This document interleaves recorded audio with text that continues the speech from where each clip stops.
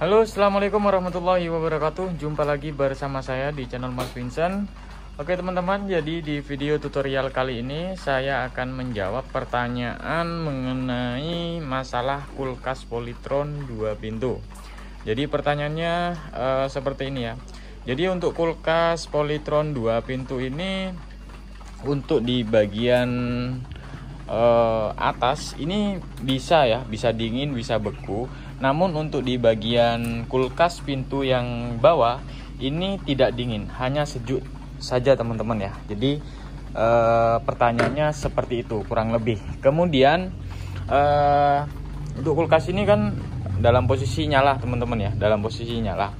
Nah ini udah pernah diganti yang namanya sensor defrost ya, udah diganti kalau nggak salah katanya udah pernah diganti sensor defrost, tapi setelah 2 ataupun 3 hari itu kambuh kembali. Jadi dinyalakan 3 hari, nanti setelah 3 hari atau sampai 4 hari nanti pintu yang bagian bawah ini menjadi tidak dingin. Jadi harus dimatikan dulu 1 hari baru dinyalakan kembali, itu bisa normal kembali. Nah itu masalahnya di mana?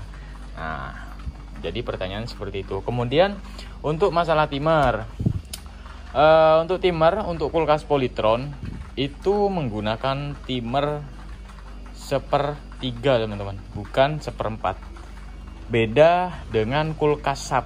Nah, kebetulan di sini juga ada kulkas SAP. Ini untuk kulkas SAP dia menggunakan timer 1/4. Nah, kalian bisa lihat di bagian belakang kulkas ya. Itu ada diagram. Kalian bisa lihat juga diagramnya pakai timer 1/3 ataupun 1/4. Tapi keseluruhan untuk kulkas Polytron dia memakai timer 1/3 ya, bukan timer 1/4. Nanti saya pernah juga menangani sebuah kasus kulkas Polytron, tapi di bagian bawah itu ada not teman-teman, bahwa dia menggunakan timer 1/4 bukan timer 1/3. Tapi ada not ya, ada not mungkin dari pabrik ya. Itu dia ada not bahwa dia menggunakan timer 1/4. Tapi diagramnya dia menggunakan diagram 1/3, tapi di bawahnya ada notnya. Nah, ada pemberitahuannya bahwa untuk instalasinya dia memakai timer 1/4 ya.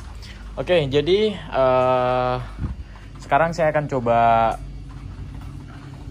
jawab pertanyaan yang awal tadi.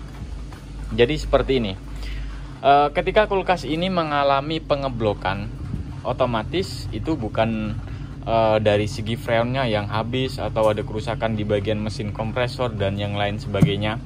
Tapi ketika ada pengeblokan bunga es ya, paling utama kalau misalkan nggak terjadi, misalkan sensor defrost nggak rusak, kemudian fuse, heater, timer itu nggak rusak, itu biasanya saluran pembuangan itu buntu teman-teman. Nah kalau misalkan kalian pengen tahu apakah saluran pembuangan itu buntu atau enggak, ini ya, di bagian tempat ini dia kering, di bagian belakang ini biasanya kering, nggak ada air. Tapi kalau misalkan ada air tuh pasti saluran pembuangan itu lancar. Tapi kalau misalkan buntu, itu yang bikin kulkas bagian bawah juga tidak dingin, dan bisa juga akan terjadi pengeblokan bunga es. Nah kemudian kalau nggak keluar sini lewat mana? Nah biasanya kalau udah buntu parah itu lewatnya di bagian pintu bawah depan sini. Nah lewatnya sini itu pasti ada genangan air nanti kalau waktu pendefrosan. Kalau pendefrosan ya lancar, jalan terus pendefrosan, setiap 8 jam kerja terus mati pendefrosan, tapi saluran pembuangan dia buntu. Nah itu yang menyebabkan kulkas pintu bagian bawah itu kurang dingin, hanya ya sejuk lah teman-teman ya, kayak gitu. Nah kemudian apa lagi? Nah bisa juga terjadi di bagian kipas ya. Nah ini saya coba matikan dulu karena ini saya mau jelaskan. Oke, kita matikan ya. Nah jadi begini teman-teman, selain itu masalah kulkas Polytron ya, intinya semuanya teman-teman ya, untuk kulkas SAP juga 2 pintu Jadi ketika ada pengeblokan, coba kalian cek saluran pembuangan buntu atau tidak. Kemudian kipasnya ini pasti kan di dalam tuh pasti ada kipas ya. Ini hembusannya ada hembusan atau enggak. Kalau misalkan enggak ada hembusan, udah pasti yang bermasalah itu biasanya di bagian kipas yang udah mulai mati. Bisa juga kalau misalkan kipas ini enggak berputar karena ada gumpalan es juga bisa. Jadi coba kalian buka ya, kalian cek kipasnya ini berputar enggak gitu. Nah untuk caranya, cara ngetesnya kalau misalkan kalian nggak punya alat, ya kalian kan ada kabel 2 ya untuk kipas, kalian langsung aja colokin ke 220 ke PLN langsung berputar atau enggak. Nah kemudian untuk masalah sensor defrost ya. Nah untuk masalah sensor defrost ini kan seperti ini. Ini saya ambil. Ini saya ada nih. Nah, untuk masalah sensor defrost itu macam-macam teman-teman ya. Ini yang model kapsul. Nah, kalau yang model kapsul kan ada kan untuk kulkas Polytron yang semi inverter tuh. Nah, dia menggunakan kapsul ya. Kalian ganti aja yang model sama seperti model kapsul ini. Ada juga yang yang di metal, yang kotak, yang bulat besar tuh. Nah, itu kalian ganti yang seperti itu. Nah, ciri-cirinya kalau misalkan yang kapsul ini biasanya udah ngaco ya, udah ngaco ngebacanya. Jadi tingkat dinginnya itu membacanya kalau kita ukur itu ngaco lah, itu nggak keukur lah kayak gitu. Kadang dia turun ya, jadi seperti itu. Kemudian untuk yang sensor defrost yang bulat ataupun yang kotak itu biasanya air masuk ke dalam bagian sini. Nah rata-rata sih seperti itu. Biasanya kalau udah masuk saya ganti. Nah kemudian apalagi bang yang bermasalah? Nah bisa juga dari fuse ya, dari fuse ini. Fuse ini ketika putus dia nggak bisa pendefrosan ya, karena setrum ini melewati jalur fuse baru ke heater. Nah gimana mau hidup ya heaternya kalau ini putus, sekring ini putus, fuse-nya ini putus. Jadi kalian wajib cek apakah putus atau enggak. Nah kalau mau misalkan kalian mau ngetes heaternya, coba kalian pakai fuse-nya. Nah pakai fuse-nya, kemudian kalian langsung aja colokin ke 220 apakah heaternya nyala atau enggak. Jadi seperti itu. Kalau misalkan ya putus fuse ya kalian tinggal ganti aja. Ada juga yang sensor defrost yang memakai 3 kabel, 4 kabel, ada juga yang 2 kabel, jadi macam-macam. Kalau kalian nggak mau ribet ya kalian ganti aja yang ori, banyak kok teman-teman. Nanti kalian bisa beli di pojok ya, di pojok kiri itu sudah tertera teman-teman ya.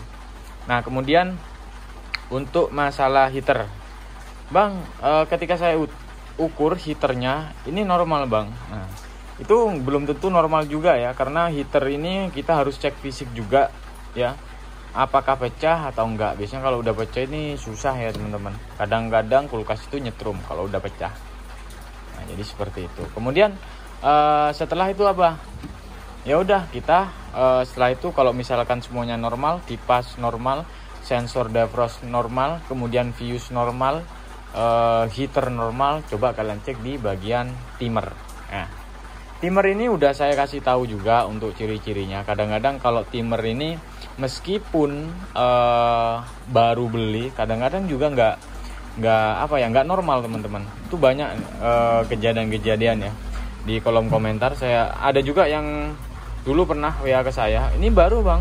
Iya, tapi kalau misalkan meskipun ini baru, kalau misalkan ya rusak ya tetap aja nggak berfungsi. Makanya saya suruh pasang yang ori, malah normal. Nah, yang beli baru, yang ori juga dia rusak. Nah, kemudian ada juga yang kemarin udah ganti timer, udah sesuai, malah timernya yang rusak. Malah yang baru yang rusak. Malah yang lama enggak. Nah, jadi kayak gitu. Jadi coba kalian analisa dulu, baru kalian beli spare partnya.